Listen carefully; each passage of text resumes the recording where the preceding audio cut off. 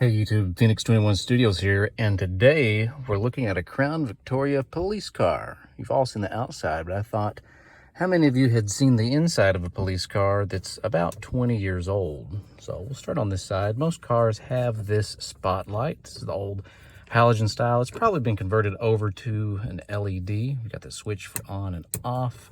It articulates pretty well just by rotating this handle. When not in use, it stays in this down position, and it's a little bit aerodynamic. Not that great, but there it is. Looking over here to the center dash. So this is decommissioned vehicle. Normally you would have a mounting platform here, a column and a platform that your laptop would sit on, and you could do some work on a laptop while you were sitting.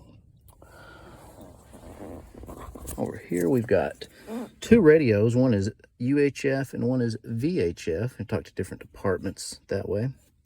This is the siren box, and this is a modern edition. This is something that my department put in, and you'll see a 1, 2, 3 there. That's just the front lights, just the back lights, and then all the lights are flashing.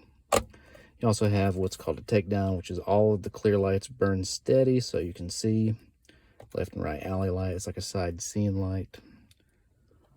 A lot of people don't know the different type of siren tones and what they're for. You have a well, yelp, phaser. So when you have pretty good speed going down the road, you use this well. If traffic's starting to slow down, get a little bit congested, you're in a downtown area, you're going to use your yelp. If traffic's at a standstill or you're going through an intersection, you switch it to the phaser. Also, intermittently, you can push this button. It makes a little air horn sound. A lot of people will also have that wired into their horn, so when they press that, instead of beep beep, it's a really loud air horn. These old Crown Vics had a 4.6 liter. It's the same as the Mustang engine, the SN95 Mustang from the same era, but the heads don't flow as well. The top speed on this is probably 135. I don't think that it'll actually do 140, but I'll have to look that up. I'm thinking it makes about 200 horsepower, whereas the Mustang with the better heads probably made closer to 215, 220 to 225. Very standard aftermarket radio here. You have a trunk release button. A lot of people will have ARs mounted in their trunk.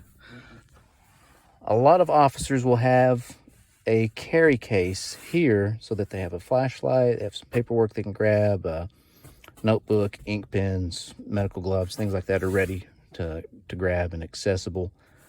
Also, their traffic vest, sometimes they'll wrap that around the seat and their Velcro so that you just grab that and it breaks free from the Velcro. Also got this thing called the watch guard. I'm assuming that this was for the camera recording. You have a camera here that records all of your actions.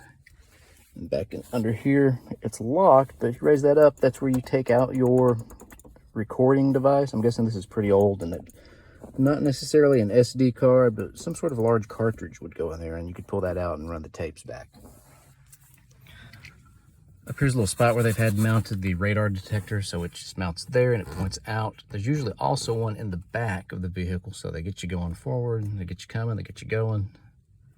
You'll notice that there are two microphone handhelds right here, and this one actually goes to the siren box. So to use this one, you speak on a loudspeaker out into traffic and say, come out with your hands up or pull over, all that stuff. If you're talking to your dispatch center, you're using this one. In the back, we've got the cage. Let's step out and take a look at that.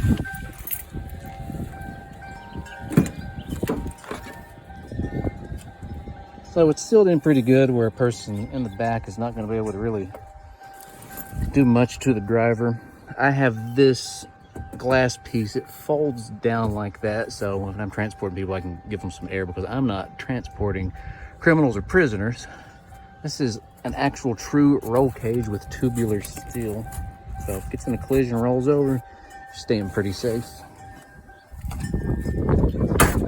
Got some modern additions to it here, like these side mounts. This is a more modern LED light bar. Just some cool little things thought I'd share with you. If you like, leave a comment, subscribe if you want to. Thanks for watching.